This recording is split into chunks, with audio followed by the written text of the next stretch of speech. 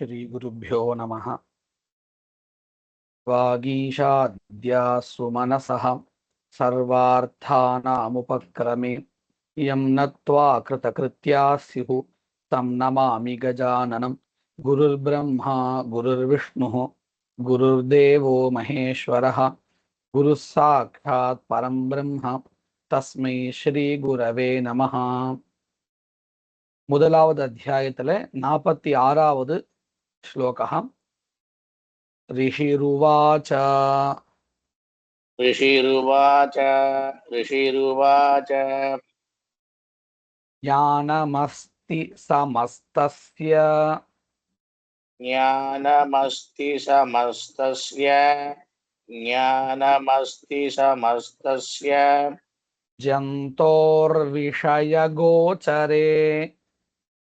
जन्तोर्विषयगोचरे जन्तोर्विषयगोचरे विषयाश्च महाभाग विषयाश्च महाभाग यान्ति चैवं पृथक् पृथक्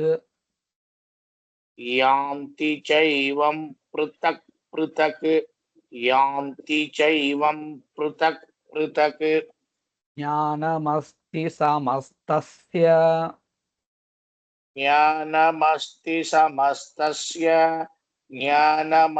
समस्तस्य जन्तोर्विषयगोचरे जन्तोर्विषयगोचरे विषयाश्च महाभाग विषयाश्च महाभाग यान्ति चैवं पृथक् पृथक् यान्ति चैवं पृथक् पृथक् यान्ति चैवं पृथक् पृथक् ज्ञानमस्ति समस्तस्य जन्तोर्विषयगोचरे ज्ञानमस्ति समस्तस्य जन्तोर्विषयगोचरे गवळ्तु वेண்டாம். गोचरे ओके ஆமா. ज्ञानमस्ति समस्तस्य जन्तोर्विषयगोचरे विषयाश्च महाभाग यान्ति चैवं पृथक् पृथक् विषयाश्च महाभाग यान्ति चैवं पृथक् पृथक् विषयाश्च महाभाग यान्ति चैवं पृथक् पृथक् ज्ञानमस्ति समस्तस्य जन्तोर्विषयगोचरे ज्ञानमस्ति समस्तस्य जन्तोर्विषयगोचरे ज्ञानमस्ति समस्तस्य जन्तोर्विषयगोचरे गोवळ्तु வேண்டாம். विषयगोचरे ஆமா. विषयाश्च महाभाग यान्ति चैवं पृथक् पृथक् विषयाश्च महाभाग यान्ति चैवं पृथक् पृथक् विषयाश्च महाभाग यान्ति चैवं पृथक् पृथक् ज्ञानमस्ति समस्तस्य जन्तोर्विषयगोचरे विषयाश्च महाभाग यान्ति चैवं पृथक् पृथक् ज्ञानमस्ति समस्तस्य जन्तोर्विषयगोचरे विषयाश्च महाभाग यान्ति चैवं पृथक् पृथक् ज्ञानमस्ति समस्तस्य जन्तोर्विषयगोचरे विषयाश्च महाभाग यान्ति चैवं पृथक् पृथक् दिवान्धाः प्राणिनः केचित् दिवान्ताः प्राणिनः केचित् दिवान्ताः प्राणिनः केचित् இந்த திவாந்தா இந்த இடத்துல தா அழுத்தி சொல்லலாம். திவாந்தாः प्राणिनः केचित् दिवान्धाः प्राणिनः केचित् दिवान्धाः प्राणिनः केचित् रात्रावन्धास्तथा परे रात्राबन्धास्तथा परे रात्राबन्धास्तथा परे केचिद्दिवा तथा रात्रौ केचित् दिवा तथा रात्रौ केचित् दिवा तथा रात्रौ प्राणिनस्तुल्यदृष्टयः प्राणिनस्तुल्यदृष्टयः प्राणिनस्तुल्यदृष्टयः दिवान्धाः प्राणिनः केचित् दिवान्दाः प्राणिनः केचित् दिवान्दाः प्राणिनः केचित् रात्रावन्धास्तथा परे रात्राबन्धास्तथा परे रात्राबन्धास्तथा परे केचिद्दिवा तथा रात्रौ केचित् दिवा तथा रात्रौ केचित् दिवा तथा रात्रौ प्राणिनस्तुल्यदृष्टयः प्राणिनस्तुल्यदृष्टयः प्राणिनस्तुल्यदृष्टयः दिवान्धाः प्राणिनः केचित् रात्रावन्धास्तथा परे दिवान्धाः प्राणिनः केचित् रात्राबन्धास्तथा परे दिवान्धाः प्राणिनः केचित् रात्राबन्धास्तथा परे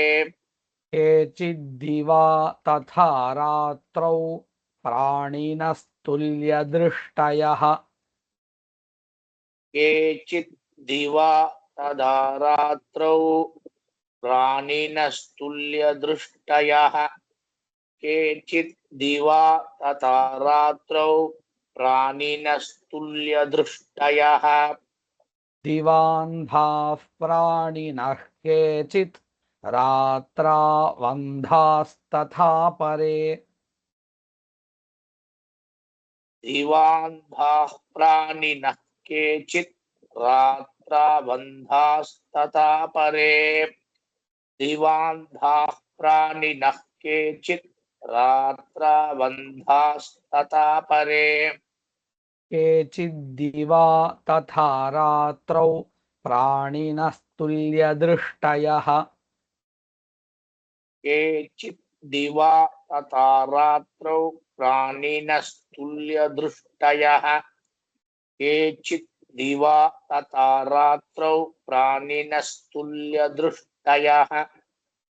दिवान्धाः प्राणिनः केचित् रात्रावन्धास्तथा परे केचिद्दिवा तथा रात्रौ प्राणिनस्तुल्यदृष्टयः दिवान्धाः प्राणिनः केचित् रात्राबन्धास्तथा परे केचित् दिवा तथा रात्रौ प्राणिनस्तुल्यदृष्टयः दिवान्धाः प्राणिनः केचित् रात्राबन्धास्तथा परे केचित् दिवा तथा रात्रौ प्राणिनस्तुल्यदृष्टयः ज्ञानिनो मनुजाः सत्यम् ज्ञानिनो मनुजाः सत्यम् ज्ञानिनो मनुजाः सत्यम् किं नु ते न हि केवलम् किं नु ते न हि केवलम् किं नु ते न हि केवलम् यतो हि ज्ञानिनः सर्वे यतो हि ज्ञानिनः सर्वे यतो हि ज्ञानिनः सर्वे पशुपक्षिमृगादयः पशुपक्षिमृगादयः पशुपक्षिमृगादयः ज्ञानिनो मनुजास्सत्यम् ज्ञानिनो मनुजाः सत्यम् ज्ञानिनो मनुजाः सत्यम् किन्नु ते न हि केवलम् किं नु ते न हि केवलम् किं नु ते न हि केवलम् यतो हि ज्ञानिनः सर्वे यतो हि ज्ञानिनः सर्वे यतो हि ज्ञानिनः सर्वे पशुपक्षिमृगादयः पशुपक्षिमृगादयः पशुपक्षिमृगादयः ज्ञानिनो मनुजास्सत्यम् किन्नु ते न हि केवलम् ज्ञानिनो मनुजाः सत्यम् किं नु ते न हि केवलम् ज्ञानिनो मनुजाः सत्यम् किं नु ते न हि केवलम् यतो हि ज्ञानिनः सर्वे पशुपक्षिमृगादयः यतो हि ज्ञानिनः सर्वे पशुपक्षिमृगादयः यतो हि ज्ञानिनः सर्वे पशुपक्षिमृगादयः ज्ञानिनो मनुजास्सत्यम् किन्नु ते न हि केवलम्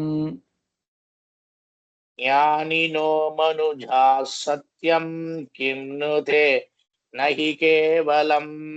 ज्ञानिनो मनुजाः सत्यम् किं नु ते न हि केवलम् यतो हि ज्ञानिनः सर्वे पशुपक्षिमृगादयः यतो हि ज्ञानिनः सर्वे पशुपक्षिमृगादयः यतो हि ज्ञानिनः सर्वे पशुपक्षिमृगादयः ज्ञानिनो मनुजास्सत्यम् किन्नु ते न हि केवलम् ज्ञानिनो मनुजाः सत्यम् किं नु ते न हि केवलम् ज्ञानिनो मनुजाः सत्यम् किं नु ते न हि केवलम् यतो हि ज्ञानिनः सर्वे पशुपक्षिमृगादयः यतो हि ज्ञानिनः सर्वे पशुपक्षिमृगादयः यतो हि ज्ञानिनः सर्वे पशुपक्षिमृगादयः ज्ञानिनो मनुजास्सत्यम् किन्नु ते न हि केवलम् यतो हि ज्ञानिनः सर्वे पशुपक्षिमृगादयः ज्ञानिनो मनुजाः सत्यम् किं नु ते न हि केवलम् यतो हि ज्ञानिनः सर्वे पशुपक्षिमृगादयः ज्ञानिनो मनुजाः सत्यम् किं नु ते न हि केवलम् यतो हि ज्ञानिनः सर्वे पशुपक्षिमृगादयः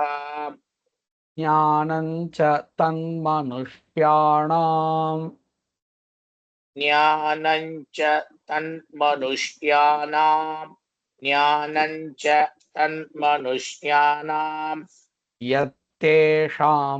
मृगपक्षिणाम् यत्तेषां मृगपक्षिणां यत्तेषां मृगपक्षिणां मनुष्याणां च यत्तेषां मनुष्याणां च यत्तेषां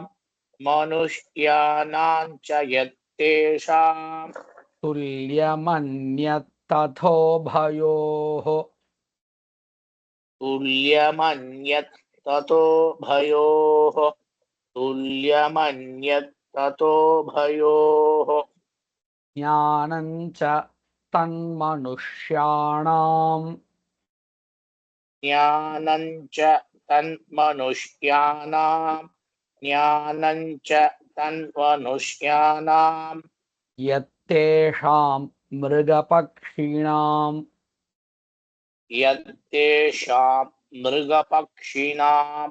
यत्तेषां मृगपक्षिणां मनुष्याणां च यत्तेषां मनुष्याणां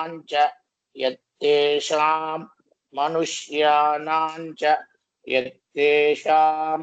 तुल्यमन्यत्तथोभयोः तुल्यमन्यत्तथोभयोः ज्ञानं च तन्मनुष्याणां यत्तेषां मृगपक्षिणां ज्ञानं च तन्मनुष्याणां